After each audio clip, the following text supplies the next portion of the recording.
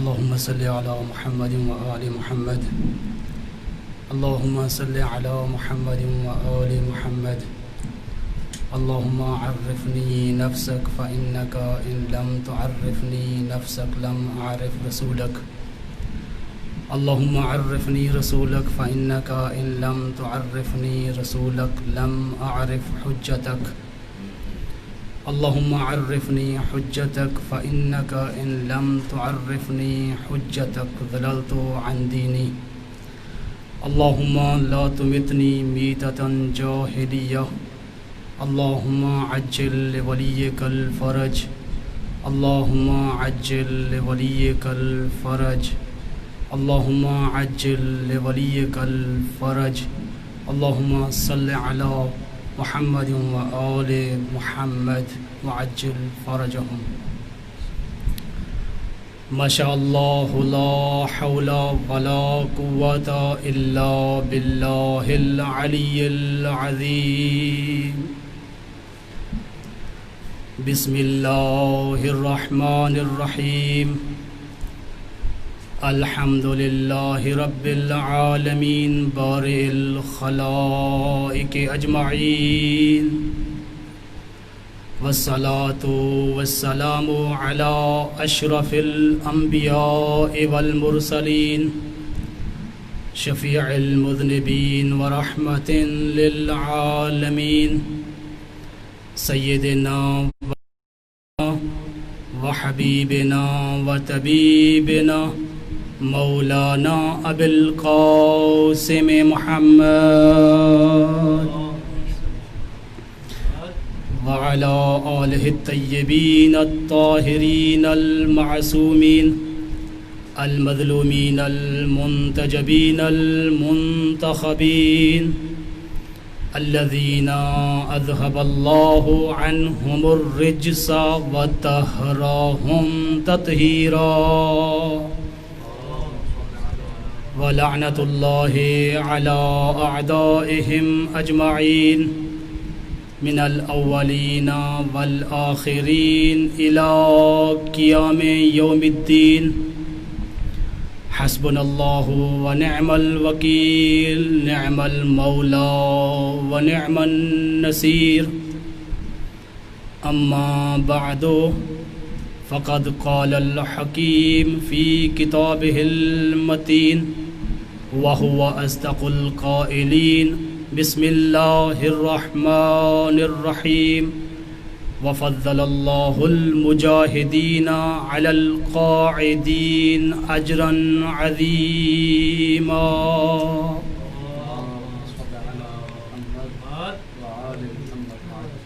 دعا ہے کہ خالق کائنات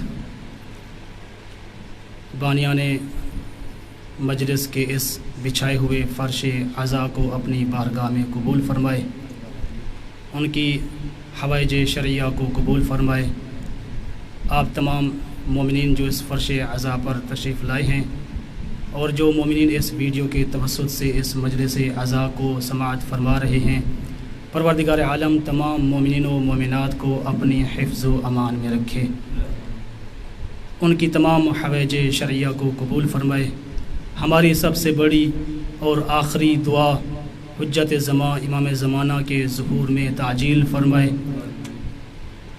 حضرات اکرامی قدر خمسہ سجادیہ کے عنوان سے جن مجالس عزا کا اہتمام کیا گیا ہے یہ اس سلسلہ مجالس کی چوتھی مجلس ہے یہ ایام سجادیہ کے نام سے جانے جاتے ہیں 28 رجب سے لے کر عاشور کے دن تک حسینی قافلے نے مثلی لا یبایع مثلا کے شعار کے تحت ایک سفر کیا اور کربلا تک پہنچے عصر عاشور کے بعد سے لے کر شام تک کے سفر میں قافلہ سجادیہ نے ایک سفر کیا اور اس سفر میں ہیہات منا ذلہ کا شعار اپنایا یہی وجہ ہے کہ عاشور سے پہلے جو مجالس ہوتی ہیں ان کو مجالس حسینیہ کا نام دیا جاتا ہے، اور عاشور کے بعد جن مجالس کا اہتمام کیا جاتا ہے ان مجالس کو مجالس سجادیہ کہا جاتا ہے۔ تقریباً 15 یا 20 محرم الحرام سے لے کر آج کی تاریخ تک جتنی بھی مجالس ہو رہی ہیں ان تمام مجالس کا موضوع امام سجاد علیہ الصلوۃ والسلام ہے۔ ہر مومن، ہر موالی، ہر عزادار ان ایام میں جب بھی اپنے گھر کو عزا خانے کی شکل دیتا ہے، ذکر اہل بیت کے انعقاد کا اہتمام کرتا ہے، تو وہ ان ایام کو، ان مجالس کو مجالس سجادیہ کا عنوان دیتا ہے۔ اور ان ایام میں مومنین کرام نے جو مجالس کا اہتمام کیا ہے، ان مجالس میں جتنے بھی علماء، شعراء، خطباء، ذاکرین آتے ہیں وہ بھی امام سجاد علیہ الصلوۃ والسلام کی شخصیت پہ گفتگو کرتے ہیں۔ امام سجاد علیہ الصلوۃ والسلام کی شخصیت کے مختلف پہلوؤں کو ذکر کرتے ہیں، اور اتنے دن ہو گئے 15 یا 20 محرم سے لے کر آج تک مسلسل امام سجاد کا ذکر ہی ہو رہا ہے۔ ہر مجلس کا عنوان مجلس سجاد ہے، ہر ذکر کا عنوان ذکر سجاد ہے، اور ہر عزا خانے کا نام ذکر سجاد ہے۔ کون ہے وہ سجاد کہ جس کے نام پہ اتنی ساری مجالس کا انعقاد کیا جا رہا ہے؟ کون ہے وہ ہستی کہ مسلسل ان ایام میں اس ہستی کا ذکر ہو رہا ہے؟ سامعین محترم، امام سجاد اس ہستی کو کہا جاتا ہے کہ جس ہستی نے جب اپنے خالق کی بارگاہ میں سجدہ کیا تو امام الساجدین بن گئے۔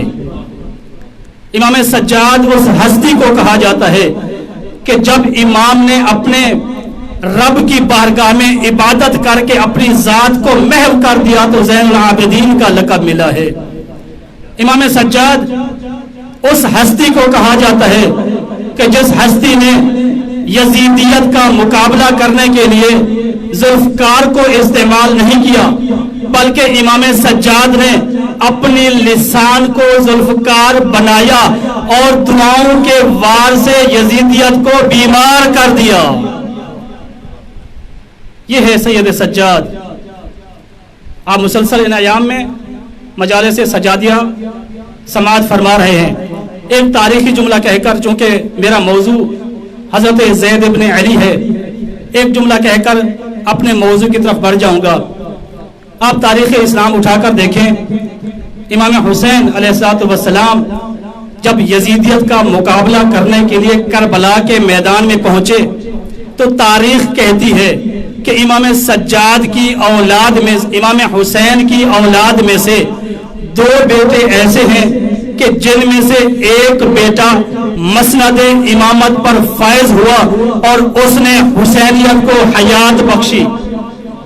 امام حسین کا دوسرا بیٹا کہ جس نے میدان کربلا میں جا کر اپنی تلوار سے ایسا وار کیا کہ اپنی تلوار کے واروں سے یزیدیت کو مات دے دی۔ اسی طرح امام سجاد علیہ السلام کے 2 بیٹے جن میں سے ایک مسند امامت پر فائز ہوا اور اس مسند امامت پر فائز ہونے والے امام نے سجادیت کو حیات دی ہے، اور ایک دوسرا بیٹا ہے کہ جس نے میدان میں جا کر بنو امیہ کی جاہلیت کو برباد کر دیا ہے۔ امام حسین کا وہ بیٹا کہ جو مسند امامت پر فائز ہوا اور جس نے حسینیت کو حیات بخشی، اسے امام سجاد کہا جاتا ہے۔ اور جس بیٹے نے میدان کربلا میں اپنی تلوار کے وار سے یزیدیت کو مات دی اسے علی اکبر کہا جاتا ہے۔ اور امام سجاد کا وہ بیٹا جو مسند امامت پر فیض ہوا اور اس نے سجادیت کو حیات دی اسے امام محمد باقر کہا جاتا ہے۔ اور جس بیٹے نے میدان میں جا کر اپنی تلوار کے وار سے بنی امیہ کی جاہلیت کو مات دی اسے زید ابن علی کہا جاتا ہے۔ ایک صلوات پڑھے بر محمد و آل محمد۔ زید ابن علی کون ہے؟ زید ابن علی چونکہ 2 صفر المظفر حضرت زید ابن علی کی شہادت کا دن تھا، اور حق ہے کہ ایسی عظیم شخصیت کا تذکرہ بھی ہونا چاہیے جس نے بنی امیہ کی جفاکاری کو واضح کیا، جس نے بنی امیہ کی اسلام دشمنی کو واضح کیا، ایک ایسی شخصیت جو سچا عاشق رسول تھا۔ ہمیں ایسی ہستی کا ذکر بھی کرنا چاہیے۔ بس 2 لفظوں میں تعارف کرانا ہے۔ کون ہے زید ابن علی؟ زید ابن علی تاریخ کی کتابوں کے حاشیے میں لکھے ہوئے کسی کردار کا نام نہیں ہے۔ زید ابن علی تاریخ میں چھپے ہوئے کسی کردار کا نام نہیں ہے۔ کون ہے زید ابن علی؟ میں نے کہا زید ابن علی تاریخ میں چھپے ہوئے کسی کردار کا نام نہیں ہے، بلکہ زید ابن علی تاریخ کے سینے پہ چھپے ہوئے اس کردار کا نام ہے جس نے اپنے خون کی سرخی سے بنی امیہ کی اسلام دشمنی کو روزے روشن کی طرح عیاں کر دیا ہے۔ زید ابن علی کسی عام شخصیت کا نام نہیں ہے۔ زید ابن علی کسی عام گھرانے میں پیدا نہیں ہوا۔ زید ابن علی مدینہ منورہ کے کسی عام گھرانے میں پیدا نہیں ہوا، بلکہ زید ابن علی مدینہ منورہ کے ایک ایسے گھرانے میں پیدا ہوئے جو گھرانہ معدن الرسالہ ہے، ایک ایسے گھرانے میں پیدا ہوئے جو گھرانہ محل الرحمہ ہے، ایک ایسے گھرانے میں پیدا ہوئے جو گھرانہ مختلف الملائکہ ہے، ایک ایسے گھرانے میں پیدا ہوئے جو گھرانہ اہل بیت النبوت ہے، ایک ایسا گھرانہ کہ جس گھرانے سے شجاعت، کرامت، عبادت، تقوی، اخلاق، کردار آ کر اس گھرانے کی چوکھٹ پہ اپنی پیشانی کو جھکاتے تھے۔ زید ابن علی مدینہ کے کسی عام گھرانے میں پیدا نہیں ہوئے، بلکہ زید ابن علی مدینہ کے اس گھرانے میں پیدا ہوئے ہیں جس گھرانے کی چوکھٹ پر آ کر تب تک ملائکہ گھر میں داخل نہیں ہوتے تھے جب تک انما یرید اللہ کی آیت کی تلاوت نہیں کرتے تھے۔ یہ زید ابن علی ایک ایسے گھرانے میں پیدا ہوئے جس گھرانے کی چوکھٹ پہ اگر سلمان آ جائے تو منا اہل البیت بن جاتا ہے، اگر کوئی بے زر آ جائے ابو ذر بن جاتا ہے۔ زید ابن علی مدینہ منورہ کے ایک ایسے عظیم گھرانے میں پیدا ہوئے۔ اپنی زندگی کے ابتدائی 15 سال حضرت زید ابن علی نے اپنے والد بزرگوار امام سجاد علیہ السلام کے سائے شفقت میں اپنی زندگی کے ابتدائی ایام گزارے۔ ان 15 سالوں میں جناب زید نے اپنے والد گرامی سے امامت کے راز بھی سیکھے اور قیادت کے راز بھی سیکھے ہیں۔ امام سجاد علیہ السلام کی شہادت کے بعد جناب زید کی کفالت امام محمد باقر علیہ السلام نے لی، اور تاریخ کہتی ہے کہ امام باقر علیہ السلام نے اپنے بھائی کی تربیت کی، پرورش کی، اور اپنے بھائی کو علم اور تقوی کی دولت سے مالا مال کر دیا ہے۔ اب ایک ایسی شخصیت کے کردار کا، اس کی شخصیت کا ہم اندازہ نہیں لگا سکتے کہ جس شخصیت کی تربیت کے پیچھے کسی عام انسان کا نہیں بلکہ 2 جلیل القدر ائمہ کا ہاتھ ہو۔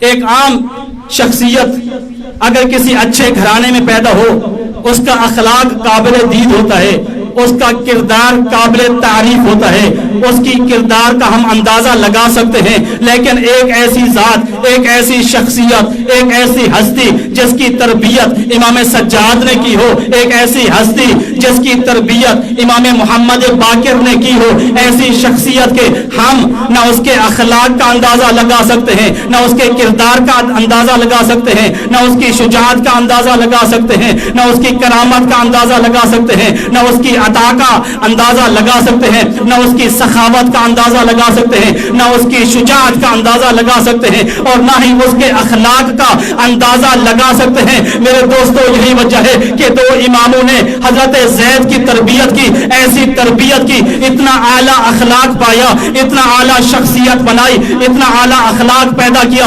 اتنا اعلیٰ کردار پیدا کیا کہ جب جناب زید نے بنی امیہ کی کے خلاف تحریک چلائی، اس کے خلاف جہاد کیا، تو اپنے اخلاق کی وجہ سے نہ فقط شیعوں نے بلکہ اس زمانے کے اہل سنت کے اکابرین نے اخلاق زید کی وجہ سے ان کے ہاتھ پہ بیعت کی ہے۔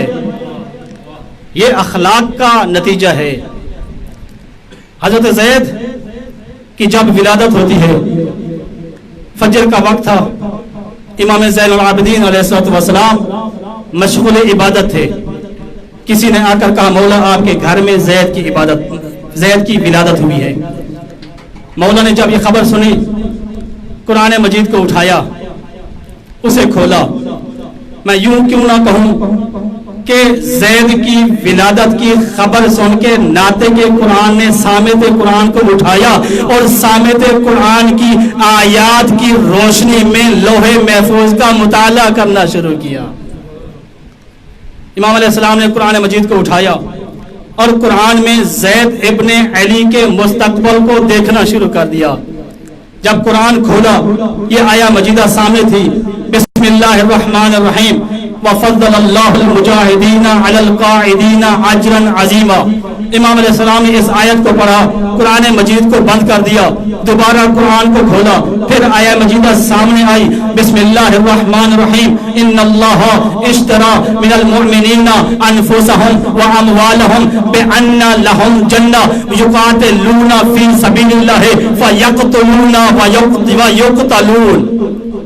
امام علیہ السلام نے قرآن مجید اٹھایا، قرآن کی روشنی میں لوح محفوظ کا مطالعہ کیا اور لوح محفوظ پہ لکھے ہوئے حضرت زید ابن علی کے مستقبل کو پڑھنا شروع کیا۔ قرآن نے حضرت زید کا جب تعارف کرایا، مستقبل کی خبر دی، امام علیہ السلام نے 2 بار کہا واللہ ہوا زید، واللہ ہوا زید، چونکہ جن 2 آیات کا امام نے مطالعہ کیا تھا، پہلی آیت نے یہی بتایا کہ پہلی آیت کا تعلق بھی جہاد سے تھا، دوسری آیت کا تعلق بھی جہاد سے تھا، تو امام نے 2 مرتبہ کہا خدا کی قسم ان دونوں آیات کا مصداق میرا یہ بیٹا زید ہے۔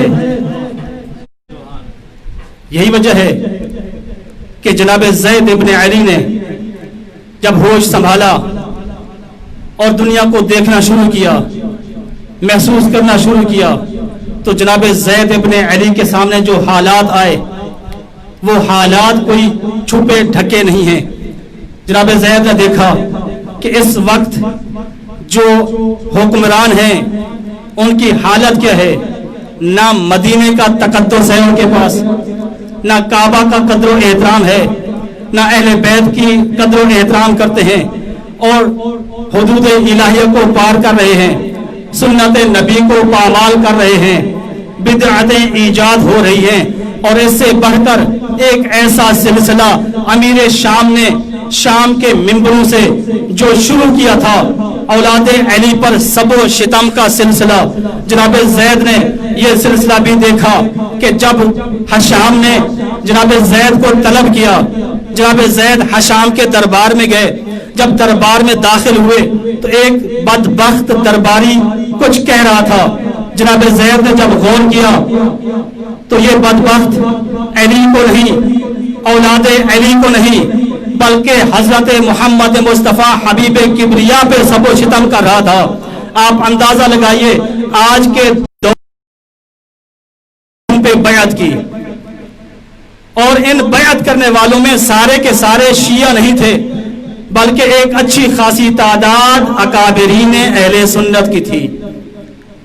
اب مختصر کر رہا ہوں، جناب زید نے بنی امیہ کے خلاف تحریک چلائی، جہاد کرنے کا فیصلہ کیا، لیکن بعض حالات کی وجہ سے جب جنگ کرنے کے لیے نکلے تو زیادہ تعداد نے جناب زید کا ساتھ نہ دیا، بلکہ تاریخ کے مطابق 200 یا 250 افراد نے اس جنگ میں جناب زید کا ساتھ دیا۔ جناب زید 200 یا 250 کے لشکر کو لے کر شام کے لشکر کا مقابلہ کرنے کے لیے چلے۔ جب سامنا ہوا تو ایک گھمسان کی جنگ ہوئی، جناب زید کے 2 جانثار، 2 وفادار ساتھی، جن میں سے ایک جناب زید کا دایاں بازو تصور کیا جاتا تھا اور دوسرا بایاں بازو تصور کیا جاتا تھا، پہلے کا نام جو دایاں بازو تصور کیا جاتا تھا اس کا نام نصر بن معاویہ تھا، اور دایاں بازو تصور کیے جانے والے وفادار اور جان نثار ساتھی کا نام معاویہ بن اسحاق تھا۔ جناب زید ابن علی نے ایک خوبصورت جنگ کی، ادھر ایک ساتھی ہے، ادھر ایک وفادار ہے، پیچھے 200-250 کا لشکر ہے۔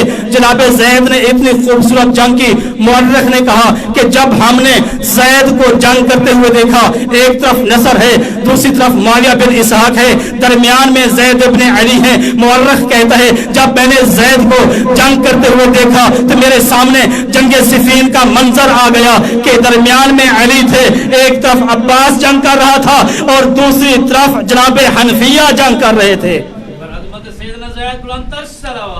اللہم صلی علی جنگ ہوتی رہی، ایک دن جنگ ہوئی، وقت ختم ہوا، توقف ہوا، اور دوسرے دن دوبارہ جنگ کا آغاز ہوا۔ جب دوسرے دن جنگ کا آغاز ہوا تو جناب زید کہ یہ دونوں ساتھی وفادار جانثار ساتھی شہادت کے درجہ پر فیض ہو گئے، اور جو باقی لشکر تھا ان میں بھی کافی سارے افراد شہادت کے درجے پر فیض ہوئے، لشکر کم رہ گیا۔ اتنے میں ایک تیر دشمن کی صفوں سے آیا اور جناب زید کی پیشانی میں پیوست ہو گیا۔ عزادارو، جب یہ تیر جناب زید کی پیشانی میں لگا، جناب زید سنبھل نہ سکے، زمین پہ گر گئے۔ اجرکم علی اللہ، جناب زید سنبھل نہ سکے، زمین پہ گر گئے۔ جناب زید کے ساتھیوں نے حضرت زید کو اٹھایا اور ایک طبیب کے پاس لے گئے۔ جب طبیب نے حضرت زید کی حالت کو دیکھا، کہا کہ اس جوان کی پیشانی میں جو تیر لگا ہے، اگر میں نے اس تیر کو نکالا تو اس جوان کی روح پرواز کر جائے گی۔ جناب زید نے کہا، طبیب کو مخاطب ہوتے ہوئے کہا، الموت احون ما فیہ انا، اے طبیب جس حالت سے میں گزر رہا ہوں اس سے موت بہتر ہے۔ عزادارو، طبیب نے جناب زید کی پیشانی سے تیر کو نکالا، ادھر سے تیر نکلا اور ادھر سے جناب زید کی روح پرواز کر گئی۔ جناب زید کے ساتھیوں نے جناب زید کو اٹھایا اور قریبی کسی باغ میں یا کھیت میں دفن کر دیا۔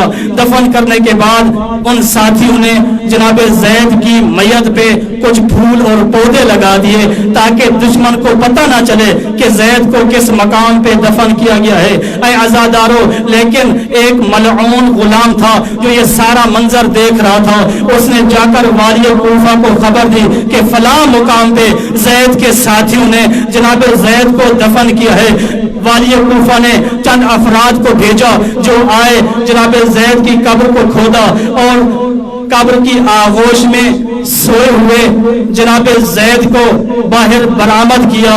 فقط برآمد نہیں کیا، اے عزادارو، ان بدبختوں نے جناب زید کی لاش کی بے حرمتی کی، سر کو تن سے جدا کر دیا۔ جب سر کو تن سے جدا کر دیا، میں نے جب تاریخ میں یہ جملہ دیکھا، میرے ذہن میں کربلا کا منظر آ گیا اور میں نے رو کر کہا، اے زید، اے مولا زید، آپ کی شہادت بھی دردناک ہے، آپ کے ظلم بھی بہت زیادہ ہے، لیکن آپ کے ظلم کو دیکھ کر میرے ذہن میں کربلا کا ایک منظر آ گیا ہے۔ اے مولا زید، فقط آپ واحد شہید نہیں ہیں کہ جس کی لاش کو قبر سے نکالا گیا ہو اور اس کو پامال کیا گیا ہو۔ اے زید ابن علی، کربلا کی زمین پہ ایک شہید ایسا تھا کہ جس کے بابا نے ذوالفقار سے ایک ننھی سی قبر بنائی تھی، علی اصغر کو اس میں دفن کر۔ اجرکم علی اللہ۔ امام حسین جب علی اصغر کو قوم اشقیاء کے سامنے لے گئے پانی پلانے کے لیے، پانی پلانے کے بعد جب واپس آئے، آپ کو پتا تو ہے کہ قوم اشقیاء نے کس حال میں علی اصغر کو پانی پلایا تھا۔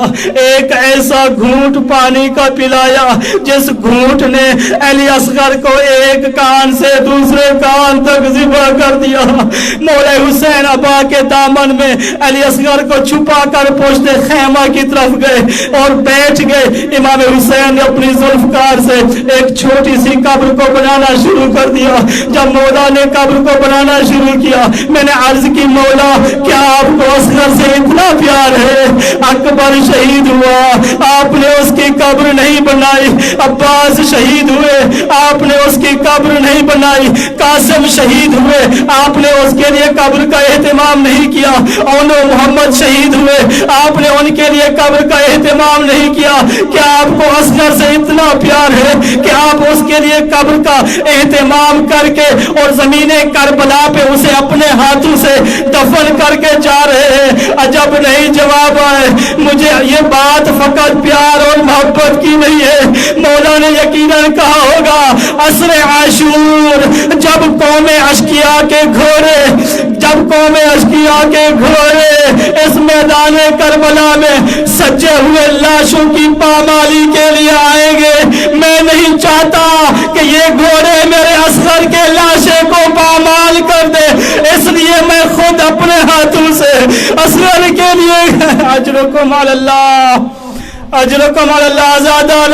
آزادارو جب مولا حسین قبر بنا رہے تھے اور اصغر کو دفن کر رہے تھے, روایات میں ملتا ہے کہ بی بی رباب بھی ساتھ موجود تھی. میرے مولا نے جب علی اصغر کو دفن کیا ہوگا تو یقیناً بی بی رباب نے زمین کربلا کو مخاطب کر کے کہا ہوگا اے زمین کربلا, میں تیری آغوش میں اپنے اس بچے کو سلا کے جا رہی ہوں جس کو میں نے جی بھر کے دودھ بھی نہیں پلایا. اے زمین کربلا, میرے اس ننھے سے بچے کا خیال کرنا. اے زمین کربلا, میرے ننھے سے بچے کو لوریاں سنانا. اے زمین کربلا, میں اپنی چھوٹی سی امانت تیرے حوالے کر رہی ہوں. اے عزادارو, اب میں آپ سے پوچھتا ہوں کیا امام حسین کی تمنا پوری ہوئی؟ کیا بی بی رباب کی یہ آس پوری ہوئی؟ نہیں عزادارو, ایسا نہیں ہوا. جب ظالموں نے کربلا کے شہداء کے سروں کی گنتی کی تو انہوں نے دیکھا کہ ایک سر کم ہے. ایک ملعون نے کہا میں نے حسین ابن علی کو پشت خیام کے پیچھے کسی بچے کو دفن کرتے دیکھا ہے. اے عزادارو, برداشت کرو گے یہ جملہ؟ قوم اشقیاء کی طرف سے چند افراد آئے, گھوڑے پہ سوار تھے, ان کے ہاتھوں پہ نیزے تھے. جب اس مقام پہ پہنچے جہاں علی اصغر کو میرے مولا نے دفن کیا تھا, ان بدبختوں نے زمین کربلا کے سینے پہ نیزوں کو مارنا شروع کر دیا. نیزوں کو مارنا شروع کر دیا. ایک نیزہ مارتے, دو نکال کر دوسرا مارتے, پھر تیسرا مارتے. اے عزادارو, زمین کربلا کی وفا کو دیکھنا. زمین کربلا نے جناب رباب سے کیے ہوئے وعدے کو پورا کرنے کی کوشش کی. ایک نیزہ برداشت کیا, اصغر کو حوالے نہیں کیا. دوسرا نیزہ برداشت کیا, اصغر کو حوالے نہیں کیا. تیسرا نیزہ برداشت کیا, اصغر کو حوالے نہیں کیا. آخر زمین کربلا کتنے زخم کھاتی, کتنے نیزوں کو برداشت کرتی. ایک نیزہ ایسا تھا جو زمین کربلا کی آغوش تک گیا. جب واپس آیا تو خالی نہیں تھا بلکہ اس کے ساتھ رباب کی آس. مولا علی اصغر بھی ساتھ تھے. یقیناً زمین نے کہا ہوگا اے میری آقا زادی بی بی رباب, مجھے معاف کرنا, میں زیادہ دیر آپ کی امانت کو سنبھال نہ سکی. انا للہ وانا الیہ راجعون. علی لعنت اللہ علی القوم الظالمین وسيعلم الذین ظلموا ای منقلب ینقلبون. اللہم صلی علی محمد وعلی محمد. بار الہ, تجھے واسطہ ہے اپنی عزت و عظمت کا, ہماری اس قلیل سی عبادت کو اپنی بارگاہ میں قبول فرما. اے پروردگار عالم, ہماری اس مجلس کو قبول فرما. ہمارے گناہ کبیرہ و صغیرہ کو معاف فرما. بانیان مجلس کی شرعی حاجات کو پورا فرما. دفتر قید کی طرف سے ان مجالس کا اہتمام کیا گیا ہے. جن جن اراکین اور مومنین نے اس ذکر میں تعاون کے پروردگار عالم ان تمام کو صحت و سلامتی عطا فرما، اور ہمارے قائد محترم علامہ سید صادق نقوی صاحب کے سائے کو ہمارے سروں پہ قائم و دائم فرما، ان کو طول عمر نصیب فرما، ان کو صحت و سلامتی عطا فرما، ہمارے زمانے کے حجت، ہمارے زمانے کے امام زمانہ عجل اللہ تعالی فرج و شریف کے ظہور میں تعجیل فرما۔ اللہم صلی علی محمد و آل محمد وعجل فرجهم۔